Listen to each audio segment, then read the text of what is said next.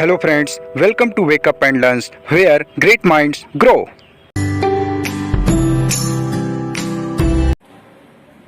आप पढ़ रहे हो इलेक्ट्रिकल कैपेसिटेंस।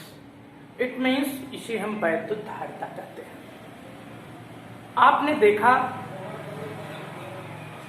कि धारिता के कॉन्सेप्ट को समझने के लिए आपको जो है दो बिंदुओं पर ध्यान देना होगा। जैसे मान लीजिए एक पात्र ये है, एक पात्र ये, इसका आयतन 1 लीटर है और इसका 2 लीटर है। अगर हम आपको 1 लीटर जल भरने के लिए दे दें तो आप इसमें आसानी से भर दोगे और इसमें भी और आसानी से भरेंगे, लेकिन कुछ स्थान क्या होगा, रिक्त रह जाएगा, क्योंकि इसका जो आयतन है वो कितना है, 2 लीटर।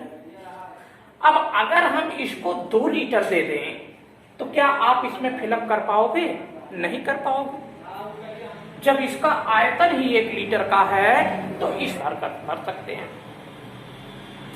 ठीक इसी प्रकार से अगर हम इस कॉन्सेप्ट को देखें तो जो कैपेसिटेंस होता है या जो कैपेसिटी होता है ये आवेश के संग्रहण करने की माप होती है।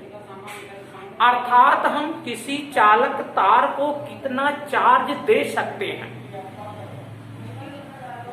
कितना चार्ज दे सकते हैं, तो चार्ज हम उतना ही देंगे जितना उसकी क्षमता होगी। उससे अगर हम ज्यादा चार्ज देने लगेंगे तो होगा क्या कि जो चार्ज होगा वो लीक होने लगेगा। यहाँ पर देखिए कह रहा है कि अगर हम किसी चालक तार में आवेश का फ्लो करते हैं तो जो पोटेंशियल होता है वह उसी रेशियो में बढ़ता जाता है। अर्थात अगर हमने 1 कूलम चार्ज दिया तो इसका विभवांतर 1 वोल्ट होगा। अगर हम 2 कूलम चार्ज दें तो विभवांतर कितना हो जाएगा, 2 वोल्ट हो जाएगा। अर्थात जितना चार्ज देंगे उसी अनुपात में क्या होता है, बढ़ता चला जाता है। इसलिए इसे हम Q प्रोपोर्शनल टू क्या कहते हैं, V कहते हैं। क्या कहते हैं, Q प्रोपोर्शनल टू क्या कहा जाता है, V कहा जाता है। उसी रेशियो में बढ़ता हुआ बच्चों क्या होगा, बढ़ता चला जाएगा। अब प्रश्न है कि आखिर इसका यहां पर हम कैसे उपयोग करेंगे। सामान्यतः ये सभी के लिए अप्लाई है। अगर किसी कमरे का एरिया आप ले लीजिए, क्षेत्रफल ले लीजिए, तो उस क्षेत्रफल जितना रहेगा उसी के अनुसार वहां पर व्यक्ति रह पाएंगे। अब अगर क्षेत्रफल कम है और व्यक्ति की संख्या आप ज्यादा कर दें तो पता क्या चलेगा, एक निश्चित सीमा के बाद वहां पर उससे अधिक व्यक्ति नहीं आ पाएंगे। तो ऐसे ही ये भी रखा गया कि अगर आप किसी वायर में चार्ज को फ्लो करा रहे हो, चार्ज को आप दे रहे हैं, तो कितना देंगे, आखिर उसकी भी तो एक क्षमता होगी। क्षमता से अधिक करेंगे तो पता क्या चलेगा, तारा आपका ब्रेक हो जाएगा। इसी ब्रेक से बचने के लिए अभी हम आगे आपका टॉपिक लाएंगे कैपेसिटर, जिसे हम क्या कहते हैं, संधारित्र कहते हैं। लेकिन पहले ये जब आपको क्लियर होगा तब उस टॉपिक पे हम चलेंगे। तो इस प्रकार देखा सभी ने कि Q को डायरेक्टली प्रोपोर्शनल हुआ। अब जब हम यहाँ Q को हटाएंगे, देखिए Q लिखेंगे, इक्वल चिन्ह लाएंगे तो यही क्या कहलाएगा, C कहलाता है। इसी को हम नियतांक कहते हैं और यही C आपका क्या होता है, कैपेसिटी कहलाता है, इलेक्ट्रिकल कैपेसिटेंस कहलाता है। अर्थात Q प्रोपोर्शनल टू V या Q इक्वल क्या हो जाएगा, C इंटू V, या जब C बराबर आप निकालेंगे तो Q बाई V, जहां C क्या है, 1 देगा। अब इसका मान, इस C की जो वैल्यू होती है वह चालक के आकार, माध्यम तथा पास में अन्य चालक की उपस्थिति पर निर्भर होता है। इस C की वैल्यू यहां देखो किस पर निर्भर कर रहा है, चालक के आकार पर।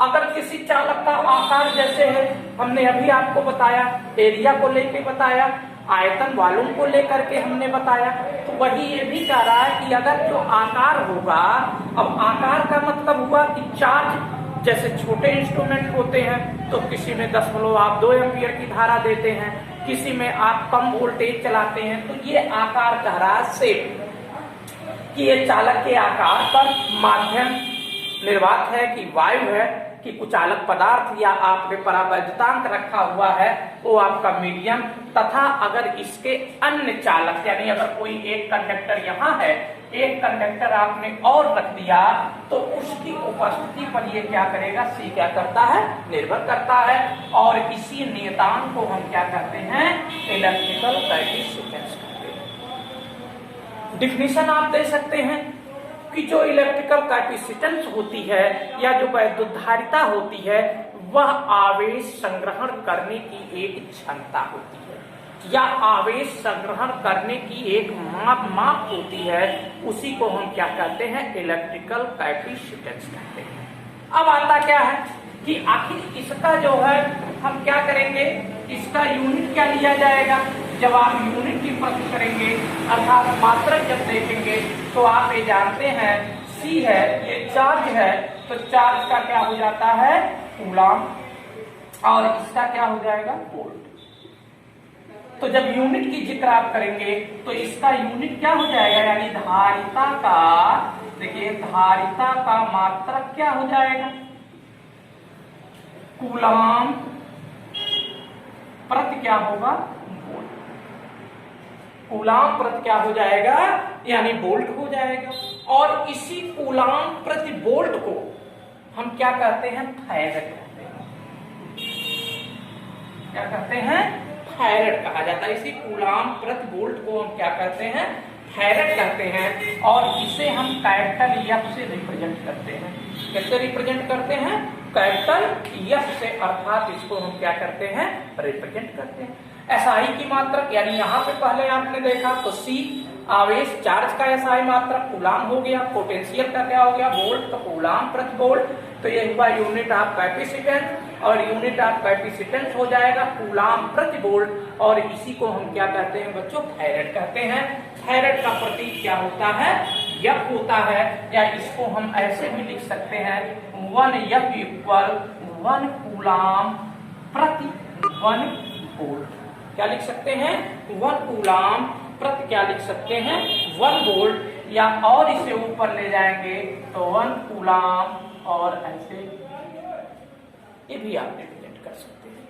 तो इस तरह से आपने देखा कि जो कैपेसिटेंस हुआ या जो धारिता हुआ वह एक प्रकार के आवेश संग्रहण करने की या आवेश ग्रहण करने की क्या होती है, क्षमता होती है। आप ये जानते ही हो कि जिसकी क्षमता जितनी अधिक होगी उस पर उतना ही हम चार्ज को क्या करेंगे, ग्रहण करा सकते हैं। सपोज दैट एक स्मॉल बॉय है और एक जो है बिग बॉय है, तो आप देखेंगे कि दोनों की जब आप क्षमताओं को देखेंगे या आकलन करेंगे तो पाएंगे क्या कि स्मॉल वाले की जो पावर होगी वो कम होगी और जो बिग वाले की होगी वह पावर क्या हो जाएगी, बड़ी हो जाएगी, अर्थात ज्यादा होगी। तो उसी प्रकार से ये हमारा क्या होता है, कैपेसिटेंस होता है, जो एक प्रकार की क्षमता को यानी ये कितना आवेश ग्रहण कर सकता है उसको क्या करता है, रिप्रेजेंट करता है। अब आप इसकी डिफिनीशन क्या देंगे,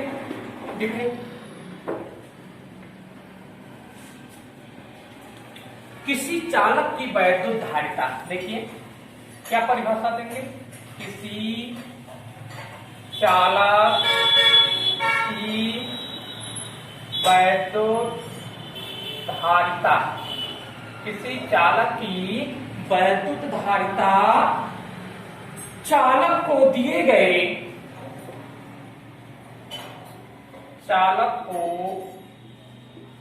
दिए गए आवेश, क्या है, आवेश, इट मींस चार्ज से कहते हैं। कह रहा चालक को दिए गए आवेश तथा चालक के पोटेंशियल या जिसे हम क्या कहेंगे, विभव में होने वाले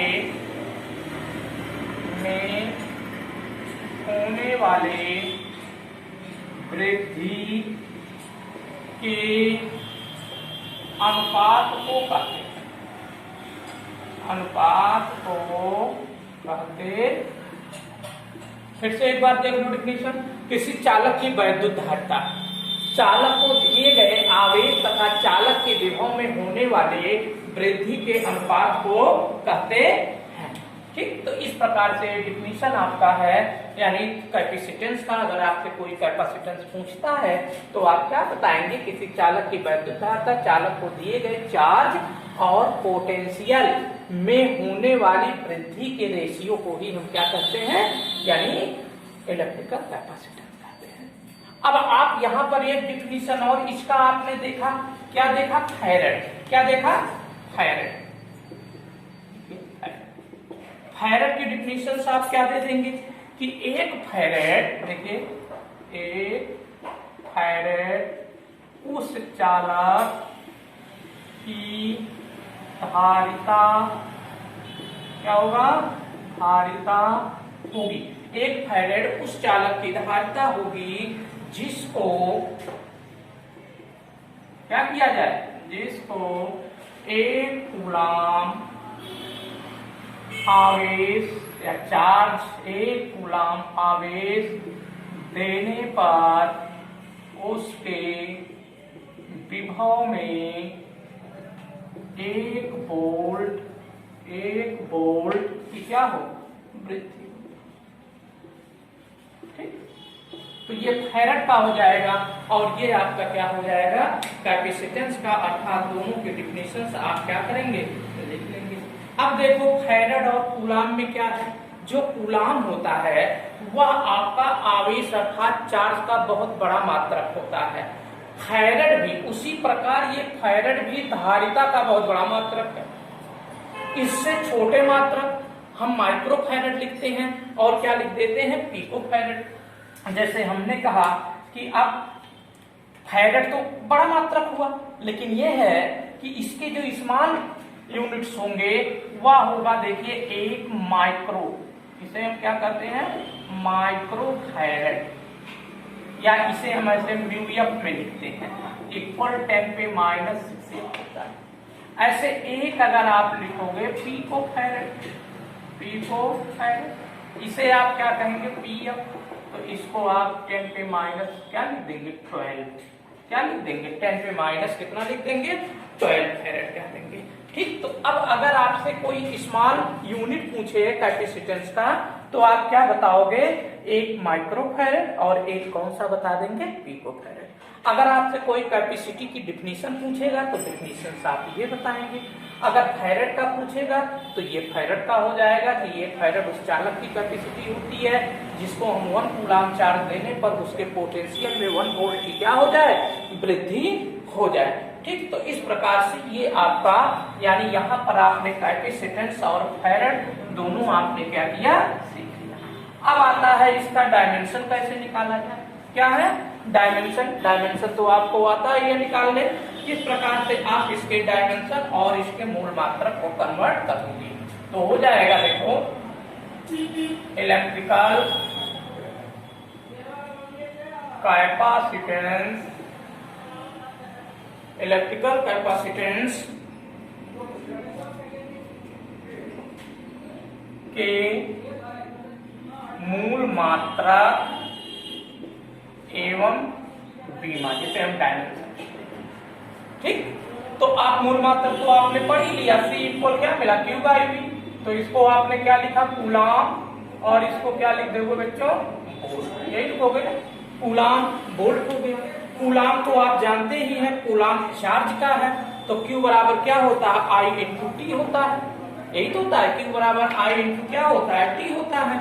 लेकिन अब अगर इसको हम पहले बदल ले, देखिए, तो कूलाम रहने दे और वोल्ट V इक्वल होता है W/Q। तो यहाँ क्या हो जाएगा? W कार्य का हो गया, जूल पर क्या हो गया? कूलाम। अब ये कूलाम कहाँ चला जाएगा? ऊपर जाएगा। तो क्या हो गया? कूलाम का स्क्वायर अपान क्या हो जाएगा? अब फिर चेंज कर लो, कूलाम को आप जानते हैं क्या हो जाएगा? एम्पियर मल्टीप्लाई बाई क्या हो गया? सेकेंड का होल स्क्वायर। और जूल कार्य का है तो बल न्यूटन, तो हो जाएगा जूल का क्या हो जाएगा? यानी देखो, न्यूटन इनटू क्या हुआ? न्यूटन। अब इसको भी जब चेंज करोगे तो ये हो गया बच्चों, देखो एम्पियर स्क्वायर सेकेंड पर स्क्वायर, न्यूटन का क्या हो जाएगा, किलोग्राम मीटर, और सेकंड पर -2, और यहाँ हो जाएगा ऑलरेडी मीटर पहले से है। तो अब जब वैल्यू इसको निकालोगे तो एम्पियर, अब देखो सेकंड पे कितना हो जाएगा, पावर 4 हो गया ना, और यहाँ किलोग्राम मीटर तो हो जाएगा, देखो किलोग्राम पर -1, मीटर का क्या हो जाएगा, -2 हो जाएगा। यही हुआ ना, ये वैल्यू आपका हुआ, यानी किलोग्राम मीटर स्क्वायर सेकेंड पर पावर 4, और एम्पियर पे क्या हो जाएगा आपका -2। अब इसकी डायमेंशन, इसके क्या बना देंगे, डायमेंशन। तो जब आप डायमेंशन बनाओगे तो इसका क्या आ जाएगा, देखो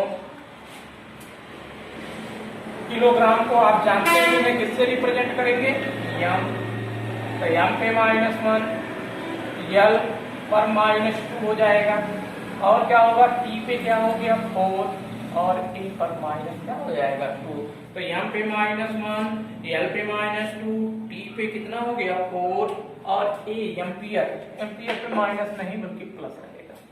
ठीक, तो इस तरीके से आप क्या देख लिए, अर्थात आपको मिल गया डायमेंशन। तो आपने पाया क्या इस चैप्टर में, या यहाँ तक जो मैंने टॉपिक आप